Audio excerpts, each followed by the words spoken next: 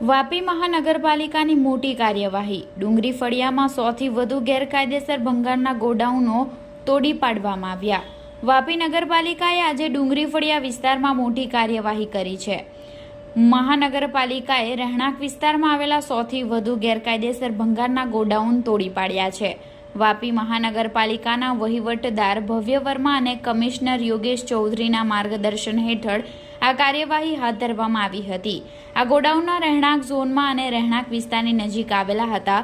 છેલ્લા 4 મહિનામાં ડુંગરી ફળિયા અને કરવડ વિસ્તારમાં આગની અનેક ઘટનાઓ બની હતી। ગોડાઉન માલિકોએ જીપીસીબી પાસે એનઓસી પણ મેળવી ન હતી।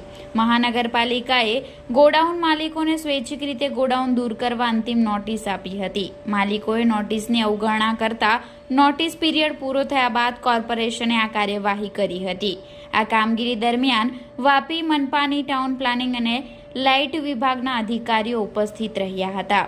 વાપીના ડીવાયએસપી, મામલતદાર, ડુંગરાના પીઆઈ અને ડીજીવીસીએલના અધિકારીઓ અને કર્મચારીઓની હાજરીમાં આ ડિમોલેશનની કામગીરી સફળતાપૂર્વક પૂર્ણ કરવામાં આવી હતી।